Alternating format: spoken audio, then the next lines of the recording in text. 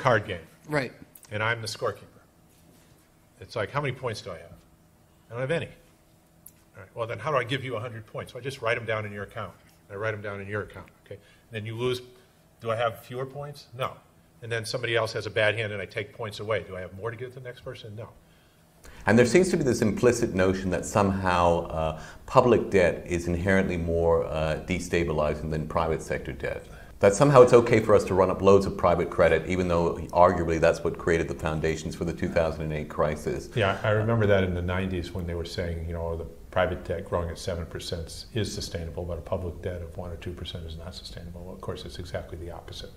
Because, of course, a government being the monopoly issuer of the currency. Right, and in fact, if you look closely at the accounts, and as a simple point of logic, government has to spend first and then collect taxes. It has to spend first and then borrow.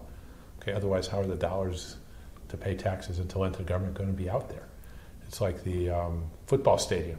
It doesn't collect the tickets first and then sell them. Okay, yeah. Anybody who issues anything has to get it out there first and then collect it. Where the users, all the other people, they have to get the dollars first before they can spend them. So a lot of people think that, oh my God, we have this $21 trillion deficit and that we have to pay that back with our taxes. But that's not really true, right? No, it's not. It's not true at all. Like, I'm sitting at my husband's desk. He happens to have a Post-it notepad here. So can I, like, let's just say that I'm the government and I'm going to spend $2 billion, whatever we want to call these. I'm going to put these into the economy. So here they go. I'm handing them to you. You're the economy. Now you have these two. I spent them in, but I'm going to take one back from you. And I'm going to call that a tax. So I collected this one back. It's gone.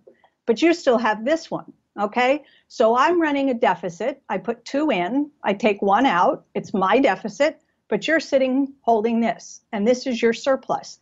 Now, this is the money I spent into the economy and didn't tax back. Okay? This is your dollar.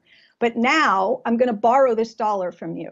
So I'm going to get a different color paper called a treasury bond, and I'm going to take this from you, and I'm going to give you this. So now you have blue instead of orange. That's me borrowing from you. Okay, but the money to buy the treasury bond came from the government spending. The money to buy this came from the fact that I gave you this. So I'm providing both the money that you use to pay your taxes and the money you use to buy bonds from me.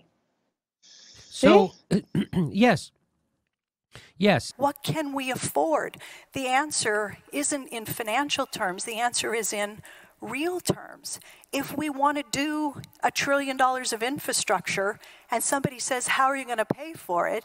You should say, I'm going to pay for it by hiring 300,000 construction workers, by using X tons of steel, by using 2 or 3% of our unused spare capacity in our factories, by mobilizing this many machines and heavy equipment. And so that's how you pay for it.